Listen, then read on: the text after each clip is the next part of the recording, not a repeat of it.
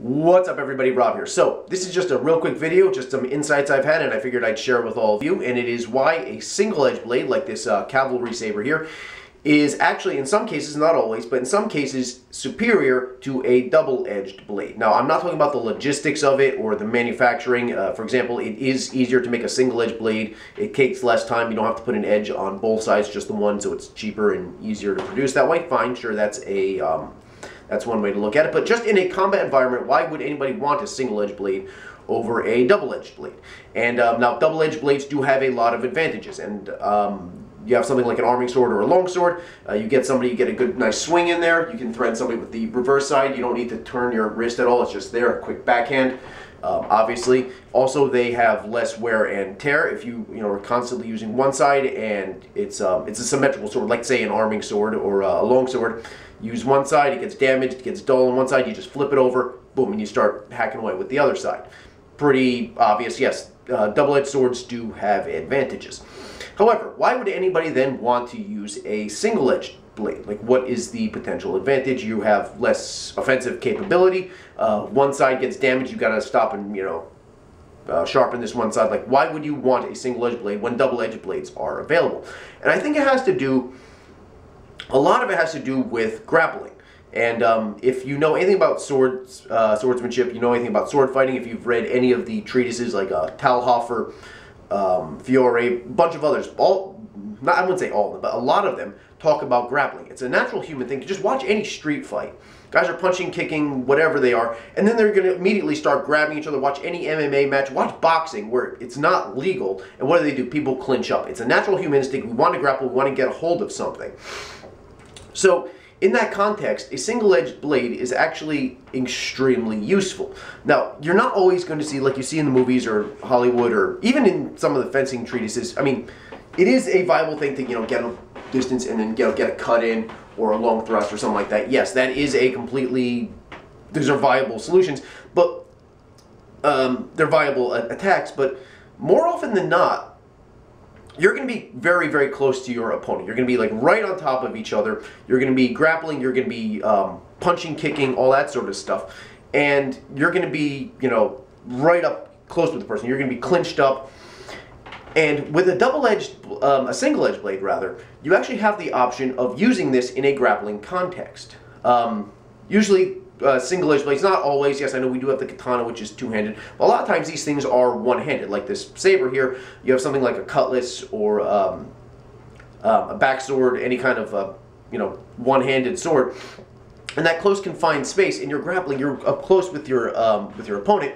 You're not going to have the room if you're on a ship, right? If you're doing a boarding action, a naval boarding action, something like that. You're not going to have room for these massive swings.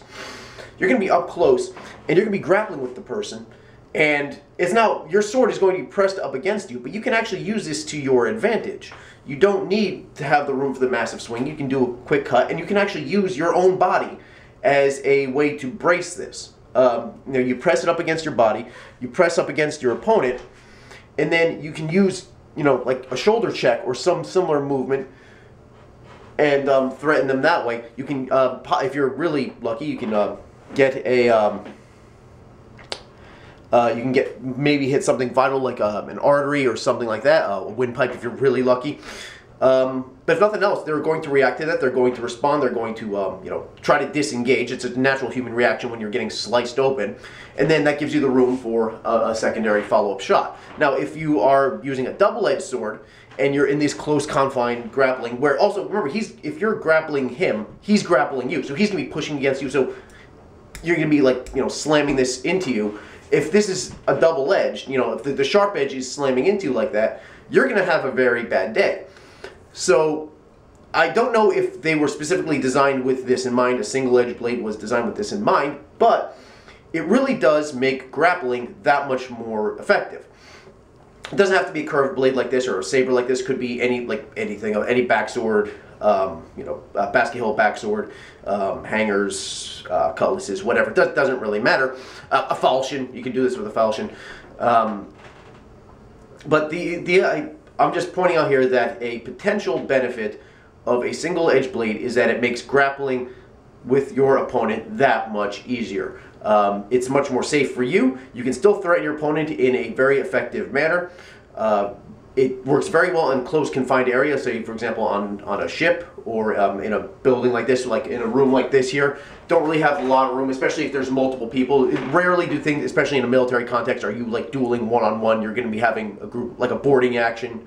There's going to be a lot of people in close confined spaces. You're going to be doing a lot of, right on top of each other because your friend is right there, so you get this big wind up. You just poked him in the eye, and then you just whacked some other guy that you weren't trying to. So you're going to be using like really small, short movements, and you can actually use your own body as a lever for a more effective strike. So yeah, that's just a real quick thought that I had. This actually might be pretty useful or interesting for somebody like writers, gamers, or anybody, say game developers, anybody who's like say you're a DM in a gaming context, pretty much anybody in these creative fields. Just something, maybe this will be useful to you. Anybody else, you might also have found this interesting. I don't know, just a thought that I had. I figured I'd share it with all of you. I'm going to be doing a lot of these shorter ones. I'm going to be just, giving a lot of my thoughts and insights on things. I don't know if this is true or not. I don't think this was done deliberately. Single-edged blades were done with that in mind, but it is certainly an advantage. Makes grappling and close quarter fighting much, much easier. So yeah, that's pretty much it for this video. Please hit the like and subscribe button. More videos coming out whenever I get around to it. Have a good day. Or don't have a good day. You're an adult. Have any kind of day you want. See you later.